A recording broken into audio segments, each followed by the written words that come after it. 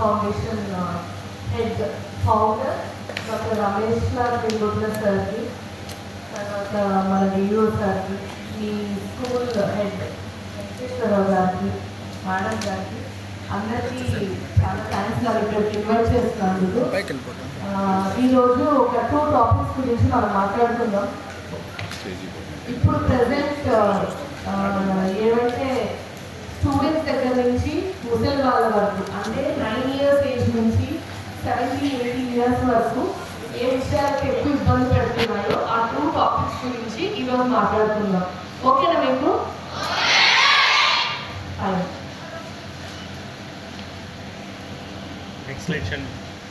Next enter but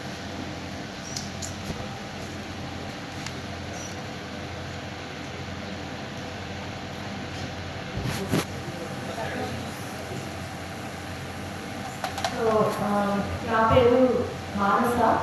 నేను de-addiction medical ఆఫీసర్గా మియా హాస్పిటల్లో 2020 నుంచి ఇప్పటి వరకు వర్క్ చేస్తున్నాను.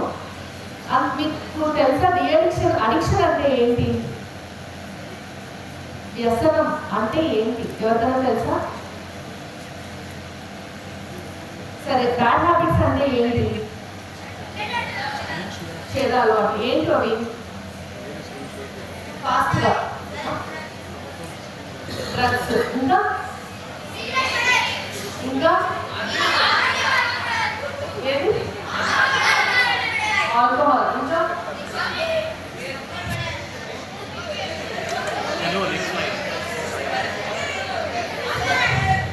సో ఫస్ట్ మనం ఈరోజు డ్రగ్ అబ్యూస్ గురించి మాట్లాడుతున్నాం. అంటే రకరకాల చెడు అలవాట్ల గురించి మనం ఈరోజు డిస్కస్ చేద్దాము. మీకు ఏమైనా డౌట్స్ ఉంటే లాస్ట్లో అడగచ్చు. సో మనకు తెలిసి చాలా చెడు అలవాట్లు ఉన్నాయి. దాంట్లో ఫస్ట్ అందరికీ గుర్తొచ్చేది ఏంటి? Cigarette smoking, alcohol. ఇప్పుడు ప్రెసెంట్ తిరుపతిలో మేము ఎక్కువ చూస్తున్న కేసెస్ గంజాయి కేసెస్. అంటే ఒక 1.5 years తగ్గింది, బట్ దెన్ స్టిల్ ఇంకా ఇప్పుడు కూడా ఎక్కువ చూస్తున్నాం.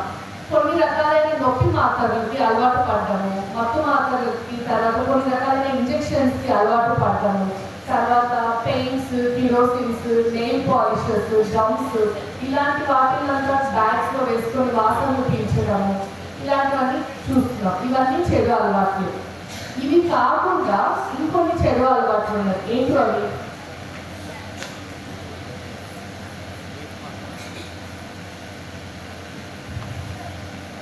అవన్నీ పదార్థాలు, అంటే దే ఆర్ ఆల్ సబ్స్టెన్సెస్. అవి కాకుండా కొన్ని అలవాట్లు ఉంటాయి. ఏంటి అవి?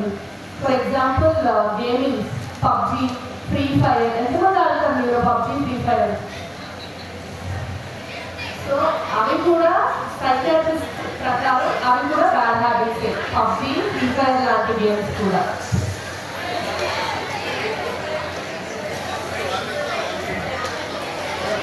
మీరు సైలెన్స్ ఉంటే నేను మాట్లాడతాను.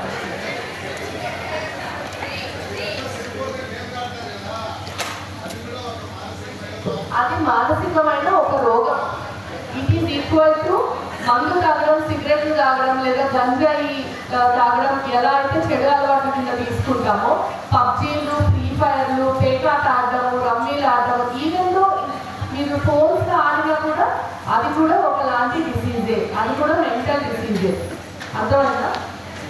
సో అడిక్షన్ అని ఎప్పుడు అంటాము అంటే ఆ సబ్స్టెన్స్ కానీ లేదా ఆ అలవాటు కానీ మనం ఆపలేకుండా ఉన్నప్పుడు, పదే ఆడాలనిపించినా, లేకపోతే మళ్ళీ సిగరెట్ స్మోక్ చేయాలనిపించినా, దాని నుంచి మనం దూరం కాలేనప్పుడు. ఇప్పుడు ఒకసారి అది స్టార్ట్ చేసిన తర్వాత దాన్ని మళ్ళీ మనం ఆపుకోలేము. దాని మోటార్ని పెంచుకుంటూ వెళ్తాం అన్నమాట. అంటే ఈరోజు ఒక గ్లాస్ లేదా ఒక పెన్నుతో స్టార్ట్ చేసిన మనిషి దాన్ని కంటిన్యూస్గా దాన్ని పెంచుతూ వెళ్తాడు. సో అలా ఉన్నప్పుడు వాళ్ళకి ఏది వాళ్ళకి పెద్ద సంతోషం ఇవ్వదు. అంటే వాళ్ళ కుటుంబంతో గడపడం కానీ, లేదా బయటకు వెళ్ళడం, సినిమాలు చూడటం, మిగిలిన వాళ్ళకి నార్మల్ అనిపించినది ఏది వీళ్ళకి నార్మల్ అనిపించదు. దానివల్ల ఎన్ని ప్రాబ్లమ్స్ వస్తాయని ఎంతమంది చెప్పినా వాళ్ళు వినరు. ఇలాంటివన్నీ ఉన్నప్పుడు మనము ఆ మనిషిని అడిక్ట్ అంటాం. ఇవన్నీ చాలా సబ్స్టెన్సెస్, అంటే ఇవన్నీ పదార్థాలు. మేము ఎక్కువగా మా మియా హాస్పిటల్లో చూస్తున్న అడిక్షన్స్ అన్నమాట. ఇవన్నీ రకరకాల ఇంజెక్షన్స్, ఆల్కహాల్ అంటే మద్యం, మందు, ఆల్కహాల్, తర్వాత సిగరెట్స్, గంజాయి, మాత్రలు, ఇంజెక్షన్స్ ఇలాంటివన్నీ మేము ఎక్కువ చూస్తున్నాం. ఇంకా నేను చెప్పినట్టు సబ్స్టెన్స్ అడిక్షన్, బిహేవియర్ అడిక్షన్లో ఇంటర్నెట్లో ఏం చూస్తున్నారు, ఫేస్బుక్, వాట్సాప్, ఇన్స్టాగ్రామ్, ఇప్పుడు ఏమైనా ఉన్నాయో నాకు తెలియదు, బట్ వాటికి కూడా అడిక్ట్ అయిపోతారు. అంటే ఒక ప్రతి 5 minutesకి దాన్ని ఓపెన్ చేసి చూడాలని, ఎవరైనా మనకు మెసేజెస్ చేస్తారా లేదా ఆ మెసేజెస్ మనం రిప్లై ఇవ్వాలని, అది కూడా one type of addiction. So internet addiction, gaming addiction, gambling అంటే ఈ రమ్మీ, పేకాట ఇవన్నీ గ్యాంబ్లింగ్ కింద వస్తాయి. డబ్బులు పెట్టి ఆడేది ఏదైనా it is an addiction. So ఇవన్నీ మన పోలీస్ వాళ్ళు లేకపోతే దీనికి సంబంధించిన ఆఫీసర్స్ ఎవరైతే ఉంటారో వాళ్ళంతా మన ఇండియాలో, మన కంట్రీలోకి రాకుండా స్టాప్ చేస్తూ ఉంటారు. స్టాప్ చేస్తూ ఉన్నప్పుడు ఏమవుతుందంటే బయట దేశాల వాళ్ళు బ్లాక్ మార్కెట్ వీటి నుంచి కొన్ని రకాలైన డ్రగ్స్ ఇంట్రడ్యూస్ చేస్తారు. అవే డిజైనర్ డ్రగ్స్ అనమాట. ఫర్ ఎగ్జాంపుల్ ఇప్పుడు గంజాయి మనం కంప్లీట్గా స్టాప్ చేస్తాం అనుకున్నాం, మన గవర్నమెంట్, సెంట్రల్ గవర్నమెంట్ అందరూ దాన్ని ఏదో ఒకటి చేసి దాంట్లో చిన్న కెమికల్ మార్చేసి వాళ్ళు సేమ్ గంజాయిని ఇంకొక పేరుతో మళ్ళీ మార్కెట్లోకి తీసుకొస్తారు. దాని పేరు డిజైనర్ డ్రగ్స్ అనమాట. అలాంటి డిజైనర్ డ్రగ్స్ చాలా పేర్లతో మళ్ళీ మార్కెట్లోకి వస్తుంటాయి. చాలా మంది ఇదేదో కొత్తగా ఉంది కదా, స్టార్ట్ చేద్దాం, ట్రై చేద్దాం అని చెప్పి వాటికి అడిక్ట్ అయిపోతూ ఉంటారు.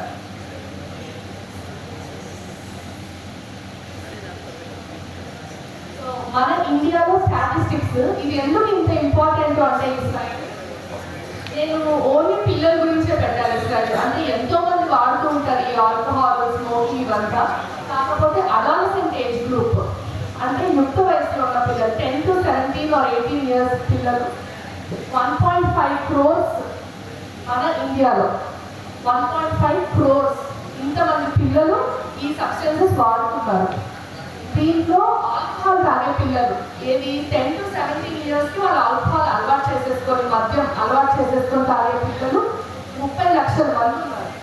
ఇంకా ఓపియాయిడ్స్ అంటే నొప్పి మాత్రలు. ఇంకా అమ్మమ్మలు, తాతయ్యలు, ఎవరో ఒక పెద్దవాళ్ళు కాళ్ళ నొప్పి కానీ, నడుము నొప్పి కానీ కొన్ని మాత్రలు తెచ్చుకొని వాడుతూ ఉంటారు. వీళ్ళు వాటికి కూడా అలవాటు పడిపోయి మెడికల్ షాప్స్లో వెళ్ళి తీసేసుకొని దానికి అడిక్ట్ అయిపోయిన వాళ్ళు 40 లక్షల మంది. ఇన్హాలెన్స్ అంటే ఇందాక నేను చెప్పినట్టు paints, petrol, gums, nail polishes, thinners ఇలాంటివన్నీ కొన్ని బ్యాగ్స్లో వేసుకొని, కవర్స్లో వేసుకొని వాసనలు చూడటము, మళ్ళీ ఆ వాసన చూడాలనిపించడము, దానికి అడిక్ట్ అయిపోవడం, అది ఇన్హలెన్స్. అదొక 30 లక్షల మంది అడిక్ట్స్ ఉన్నారు. ఇప్పుడు ప్రెసెంట్ లాస్ట్ ఇయర్ సెన్సస్ ఇది. So average age of first use అసలు ఏ ఏజ్లో మొదలు పెడతారు అంటే యావరేజ్ ఏజ్ వచ్చి 12 years, as early as 11 years. కానీ మేము రియా హాస్పిటల్లో 9 years పిల్లవాళ్ళకు కూడా చూసామన్నమాట ఈ అడిక్షన్స్. ఏర్పేటలో ఒక గవర్నమెంట్ స్కూల్ నుంచి వచ్చాడు అబ్బాయి. హీ వాజ్ అడిక్టెడ్ టు అన్ని ఆల్కహాల్, స్మోకింగ్, గంజాయి, మాత్రలు, ఇంజెక్షన్స్ అన్నీ.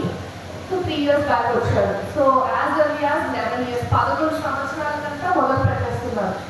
పాలీ సబ్స్టెన్స్ యూజ్ అంటే ఒకదానికంటే ఎక్కువ పదార్థాలు యూజ్ చేసినప్పుడు మనం పాలీ అంటాం. మోనో అంటే 1 కదా, పాలీ అంటే more than 2 or more than 1. అలాంటి వాళ్ళు 18 years కంటే తక్కువ ఉండే వాళ్ళు 75% యూజ్ చేస్తున్నారు అనమాట. అంటే ఆల్కహాల్ స్టార్ట్ చేసిన వాళ్ళు ఆల్కహాల్కి ఆపరు, వాళ్ళు గంజాయి ఇంకేదైనా మార్కెట్లో కొత్తగా వచ్చిందా లేకపోతే ఇంకెవరైనా ఏదైనా కొత్త అలవాటు చేస్తే దాన్ని ట్రై చేయడం, ఇలాంటివన్నీ ఎక్కువ జరుగుతున్నాయి. మన ఏపీలో, మన ఆంధ్రప్రదేశ్లో 13.7% అంటే 10 years నుంచి 75 years వరకు ఏజ్ గ్రూప్ తీసుకుంటే 13.7% వాళ్ళు మందు తాగుతున్నారు. దాంట్లో 6% పాపులేషన్ 13.7లో సగం మంది ఆల్మోస్ట్ డిపెండెన్స్. అంటే వాళ్ళని ఇంకా ఎవరు బాగుపరచలేదు, వాళ్ళు దాంట్లో నుంచి బయటకు రాలేదు. వాళ్ళు అలా తాగుతూ అలా లివర్లు, కిడ్నీలు, హార్ట్ అన్ని చెడిపోయి వాళ్ళు చనిపోయే స్టేజ్లో ఉంటారనమాట ఆ డిపెండెన్స్ అనేవాళ్ళు. ప్రతి 6 మంది పిల్లవాళ్ళని తీసుకుంటే 6 members ఎవరైతే ఇలా అలవాట్లు బారిన పడతారో అలాంటి వాళ్ళని 6 members తీసుకుంటే దాంట్లో ఒకరికంటే ఎక్కువ ఉన్న వాళ్ళు more than 1 substance యూజ్ చేస్తున్నారు. అదే పాలీ సబ్స్టెన్స్. ఎక్కువ మంది 16 to 30 years వాళ్ళని మేము చూసాము. వాళ్ళలో చాలా మంది అన్మ్యారీడ్, వాళ్ళకి లో సోషియో ఎకనామిక్ స్టేటస్ అంటే తక్కువ స్థాయి ఇన్కమ్స్ ఇలా ఉన్నప్పుడు, వాళ్ళ ఫ్యామిలీ బ్యాక్గ్రౌండ్ సరిగ్గా లేనప్పుడు, ఇంట్లో ఫాదర్స్ కానీ బ్రదర్స్ కానీ వాళ్ళ బంధువులు కానీ ఎవరైనా అడిక్ట్స్ ఉన్నప్పుడు అలాంటి వాళ్ళ వాళ్ళు ఎక్కువ అడిక్షన్ బారిన పడే వాళ్ళని నేను చూస్తాను. ఎందుకు మీ ఏజ్ గ్రూప్ ఎందుకు చాలా వల్నరబుల్, లేకపోతే ఎందుకు ఈరోజు ఈ టాపిక్ గురించి మీకు ఎందుకు మాట్లాడాలి అంటే మా నాన్న వాళ్ళు లేదా మా బాబాయ్ వాళ్ళు కూడా తాగుతున్నారు మాకెందుకు అని ఒక క్వశ్చన్ వస్తే, చాలా ఈజీగా తొందరగా దేనికన్నా అలవాటు పడే బ్రెయిన్ ఈ యుక్త వయసు పిల్లలకు ఉంటుంది. ఎందుకంటే కొన్ని ఏరియాస్ బ్రెయిన్లో కొన్ని ఏరియాస్ వీళ్ళకి ఇంకా డెవలప్ అవ్వదు. ఆఫ్టర్ 18 or 19 ఇయర్స్ తర్వాత డెసిషన్ మేకింగ్ అంటే ఏదైనా ఒక నిర్ణయం తీసుకోవాలి అనుకున్నప్పుడు మన బ్రెయిన్లో కొన్ని సెంటర్స్ యాక్టివేట్ అయ్యి ఆ డెసిషన్ మనం తీసుకోలేదానికి హెల్ప్ చేస్తాయి. అలాంటి డెసిషన్ మేకింగ్ ఏరియాస్ వీళ్ళకి ఇంకా డెవలప్ అయ్యిందో, సో వీళ్ళు తొందరగా దేనికైనా అట్రాక్ట్ అయిపోతారు. పలానా హీరో మా హీరో పలానా బైక్లో పోయాడు, సో మాకు ఆ బైక్ కొనివ్వు, లేదా నాకు నచ్చిన హీరోయిన్ ఈ డ్రెస్ వేసుకునింది, ఈ నగలు పెట్టుకుని నాకు ఇది కొనివ్వు, అలా అన్నిటికీ అట్రాక్ట్ అయిపోయే వయసు వీళ్ళది. వాళ్ళకి మా ఫ్రెండ్స్, నేను ఒకవేళ తాగకపోతే నా ఫ్రెండ్స్ నన్ను దూరం పెట్టేస్తారేమో, నాతో ఫ్రెండ్షిప్ చేయరు, నన్ను ఒక్కనే ఎక్కడికి పిలవరేమో, పార్టీలకు పిలవరేమో, కాబట్టి నేను కూడా ఒకసారి తాగి చూస్తాను అనుకునే వాళ్ళు చాలా ఎక్కువ మంది ఉంటారు. వాళ్ళకి ఇందాక చెప్పినట్టు ఫ్యామిలీ సపోర్ట్ ఎక్కువ ఉండదు, వాళ్ళకి చాలా ఈజీగా దొరుకుతుంది ఆ సబ్స్టెన్సెస్. అలాంటి గ్యాంగ్స్ బయట తిరుగుతూ ఉంటారు పెడ్లర్స్ అనేవాళ్ళు. వాళ్ళు ఇలాంటి పిల్లలు ఎవరు దొరుకుతారా అని చూస్తూ ఉంటారు. ఇంకా ఫోన్స్ ఎక్కువ యూజ్ చేసే వాళ్ళకి బ్లాక్ మార్కెట్స్, తర్వాత కొన్ని రకాలైన వెబ్సైట్స్లో ఈజీగా దొరుకుతుంటే వాళ్ళకి యాక్సెసిబిలిటీ ఉంటుంది.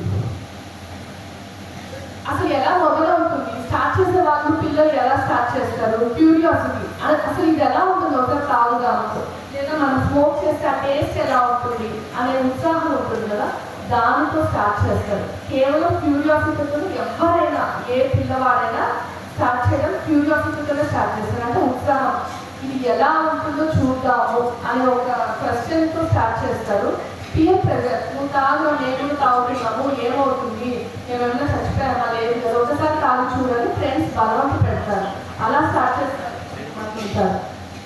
ఫ్యామిలీ హిస్టరీ ఆఫ్ అడిక్షన్, ఇంట్లో ఫాదర్స్ కానీ మేనమామలు కానీ వాళ్ళ తాతలు కానీ ఇలాంటి వాళ్ళు ఎవరైనా అడిక్ట్స్ ఉంటే, అంటే ఈ వ్యసనానికి బానిస అయిపోతే, వాళ్ళకి పుట్టిన పిల్లవాళ్ళు ఒకవేళ స్టార్ట్ చేస్తే చాలా ఫాస్ట్గా వీటికి వాళ్ళు కూడా అడిక్ట్ అయిపోతారు.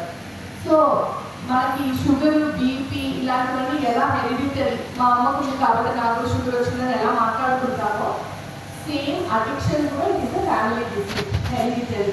60% జీన్స్ దీంట్లో పనిచేస్తాయి. సో చాలా కేర్ఫుల్గా ఉండాలి.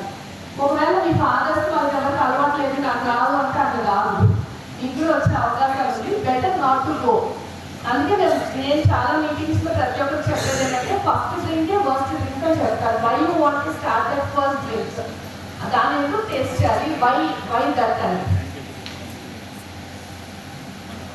సో ఇలాంటి పిల్లల్ని ఒకవేళ ఇంట్లో కానీ లేదా స్కూల్స్లో కానీ కాలేజెస్లో కానీ ఎలా గమనిస్తాం, లేదా మీ పక్కన ఫ్రెండ్స్ కానీ ఉన్నప్పుడు ఎలా గమనిస్తాం ఇలాంటి పిల్లల్ని అంటే, ఫస్ట్ వాళ్ళ బిహేవియర్లో చాలా చేంజ్ ఉంటుంది. కోపము, చిరాకు, విసుగు, చిన్న చిన్న విషయాలు అలవడము, తర్వాత ఎవరితో మాట్లాడుకుంటూ ఉండడము, ఇలాంటివన్నీ చూడొచ్చు. వాళ్ళు సరిగ్గా చదవలేరు. ఎందుకు చదవలేరు అంటే ఈ ఆల్కహాల్ బ్రెయిన్ మీద పనిచేస్తుంది కాబట్టి కాన్సన్ట్రేషన్ పెట్టలేరు, దేని మీద మర్చిపోతూ ఉంటారు. ఇంట్లో వాళ్ళతో కలవరు, ఫ్యామిలీ ఫంక్షన్స్ ఏదైనా ఉంటే వెళ్ళరు, పండుగలు జరుపుకోరు, ఫ్రెండ్స్ దగ్గరికైనా మామూలుగా బయటకు వెళ్ళాలంటే వెళ్ళరు, సినిమాలకు వెళ్ళరు, వాళ్ళు ఐసోలేటెడ్ అంటే సపరేట్గా ఉండిపోతారు. సీక్రెటివ్ బిహేవియర్, దాచుకొని ఇంటికి వచ్చేటప్పుడు వాళ్ళ అమ్మ నాన్న లేని టైంలో ఇంట్లోకి రావాలనుకుంటారు, అందరూ నిద్రపోయాక నిద్రపోవాలనుకుంటారు, ఇలా సీక్రెసీ మెయింటైన్ చేస్తూ ఉంటారు. వేరే యాక్టివిటీస్ ఏంటి, ఫర్ ఎగ్జాంపుల్ స్కూల్స్లో ఏదైనా ఫంక్షన్స్ ఉన్న దాంట్లో వాళ్ళు అటెండ్ అవ్వరు, స్కూల్ డే స్పోర్ట్స్ డే ఏదైనా ఉన్నా వాళ్ళు దాంట్లో ఉండరు. ఇలాంటి ఏ యాక్టివిటీస్లో వాళ్ళ పెద్దగా ఇంట్రెస్ట్ ఉండదు. చాలా నీరసంగా ఉంటారు, వెయిట్ చాలా తగ్గిపోతారు.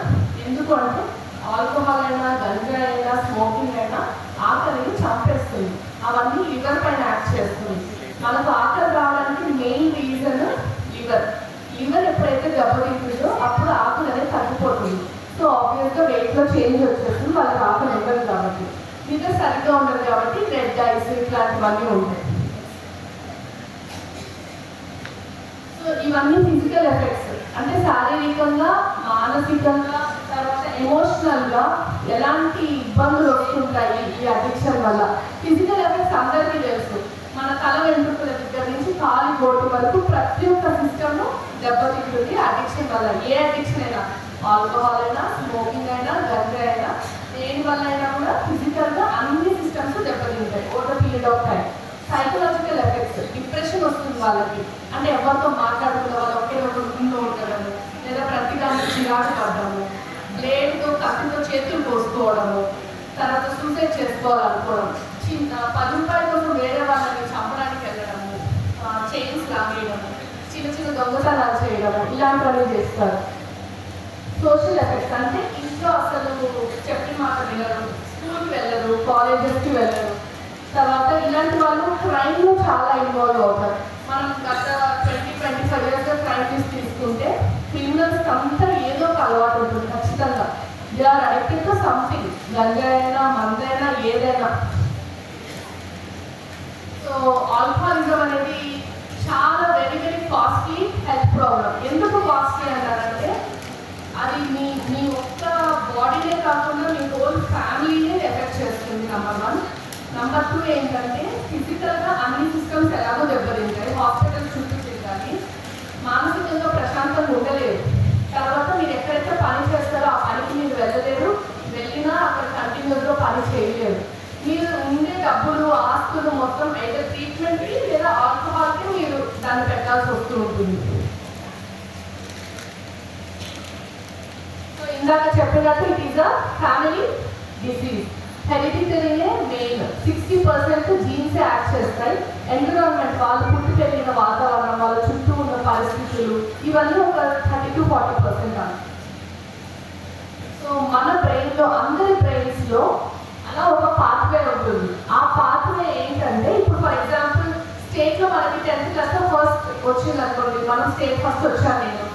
ఆ స్టేట్ ఫస్ట్ వచ్చినప్పుడు మనకి ఎలాంటి హై అయితే వస్తుందో, పిక్ అంటారు కదా మన లోకల్ లాంగ్వేజ్లో, ఎలాంటి పిక్ అయితే వస్తుందో, ఈ ఆల్కహాలో లేదా గంజాయో లేదా స్మోకింగో ఇలా ఫస్ట్ టైం తీసుకున్నప్పుడు సేమ్ పిక్ వస్తుంది. ఎందుకంటే ఆ పాత్ర యాక్టివేట్ అవుతుంది, అక్కడ న్యూక్లియస్ ఉంటుంది, అది యాక్టివేట్ అవుతుంది. సో మనకి ఏమనిపిస్తుంది, ఏదో భలే ఉంది, చాలా బాగుంది, నేనేదో గాల్లో వేసుకున్నట్టుంది అని చెప్పి మళ్ళీ స్టార్ట్ చేస్తారు. అలా అది ఎప్పటికీ ఆగదు. ఇంకా ఆ పాత్రని వేరే హైస్ కోసం మనం యూజ్ చేసుకోవాలి, కానీ ఇలాంటి అడిక్షన్స్ కోసమో, డ్రగ్స్ కోసమో, వేరే వాళ్ళని ఇబ్బంది పెట్టి మనల్ని మనం ఇబ్బంది పెట్టుకునే వాటి గురించి అయితే మనం వాటిని యాక్టివేట్ చేయకూడదు. సో ఇది ఫస్ట్ యూస్తోనే స్టార్ట్ అవుతుంది. నాకు చెప్పినట్టు ఫస్ట్ చిన్న చిన్న వాటితోనే స్టార్ట్ అవుతుంది, లాస్ట్ డిపెండెన్స్కి వెళ్ళిపోతుంది. ఆ టైంకి డాక్టర్స్ కూడా ఏమీ చేయలేని పరిస్థితి. మీరు అమెరికాకి వెళ్ళినా, ఆస్ట్రేలియాకి వెళ్ళినా ఎవరో ప్రాణం నిలబెట్టలేదు. So drugs effect the way you see, చూసే విధానం మారిపోతుంది. ఎవరికి కనిపించిన రకరకాల ఆకారాలు గోడల మీద, ఫ్యాన్ల మీద, ఎవరో మిమ్మల్ని కనుక్కొని వస్తున్నట్టు అట్లాంటి ఆకారాలన్నీ మీకు కనిపిస్తుంటాయి. బాడీ మీద ఏదో వెళ్తున్నట్టు, చీమలు ఏదో పాకుతున్నట్టు అలాంటి ఫీలింగ్ వస్తుంది.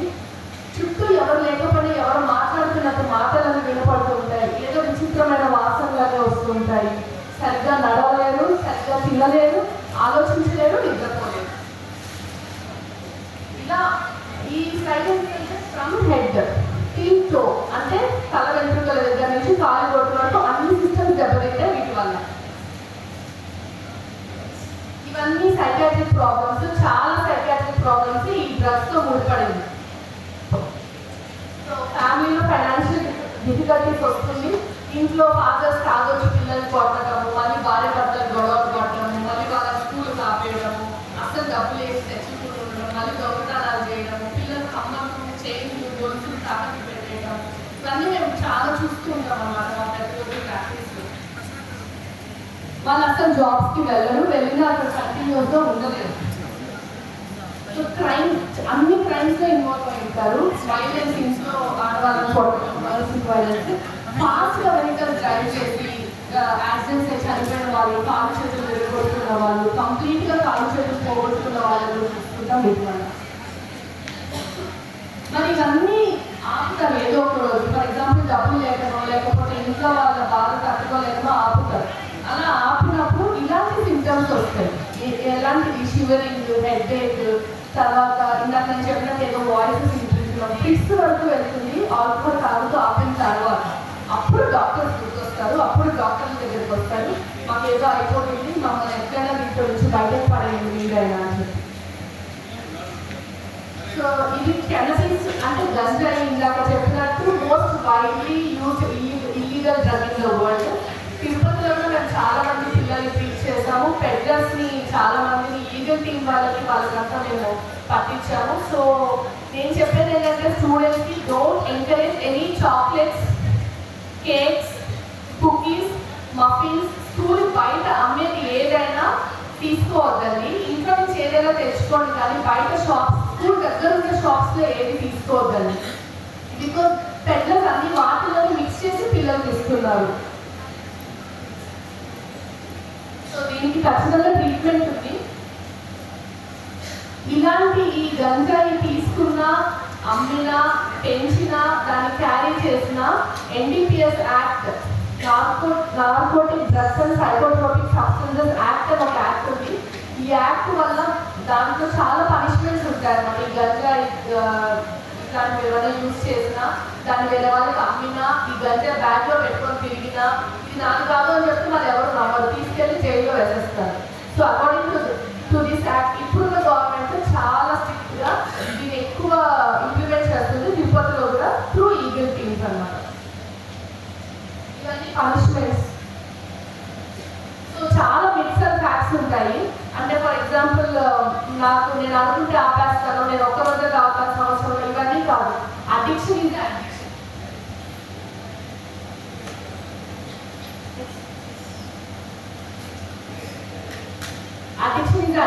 Addiction is a family disease. So ఏ అలవాట్లు లేకుండా మీకున్న ఎనర్జీ ఏదైతే ఉందో దాన్ని వేరే విషయాలకు యూజ్ చేసుకోవడం, మంచి వాటికి ఉపయోగించడం, మీ భవిష్యత్తుకి ఏదైతే ఉపయోగపడుతుందో దానికి ఉపయోగించడం, ఇలాంటివన్నీ చేయడం వల్ల మీరు ఇబ్బంది పడుతూ ఉంటారు, మీతో ఉన్న వాళ్ళ ఫ్యామిలీ మెంబర్స్ కూడా ఇబ్బంది పడుతూ ఉంటారు. Treatment is available. Rio hospital కనే కాదు, మీ దగ్గరలో ఉన్న ఏ సైకాట్రిస్ట్ దగ్గరైనా మీరు తీసుకెళ్ళచ్చు. మీ ఫ్యామిలీ మెంబర్స్ దానికి సిగ్గుపడాల్సింది, బాధపడాల్సింది ఏమీ లేదు. మనిషిని పోగొట్టుకోవడం కంటే కూడా ఆ మనిషికి ట్రీట్మెంట్ ఇప్పించడం ఎప్పుడూ బెటర్ చాయిస్ అనేది నేను అనుకుంటున్నాను. So always treatment is available. ఖచ్చితంగా మానేస్తారు ఇలాంటి అలవాట్లు ఉన్నప్పుడు ట్రీట్మెంట్ తీసుకొస్తే. So is always possible. So thank you విన్నందుకు. ఎవరికైనా ఏదైనా డౌట్స్ ఉంటే అడగచ్చు. డౌట్స్ ఉన్నాయా?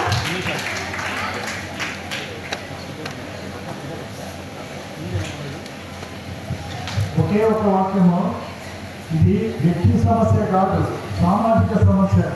ముఖ్యంగా మన భారతదేశం యువత చాలా మంది ఉన్నారు మన సంపద. కాబట్టి తల్లిదండ్రులు, ఉపాధ్యాయులు, మీడియా, ప్రభుత్వం అందరూ కలిసి పనిచేసినప్పుడే మొత్తం రహిత సమాజాన్ని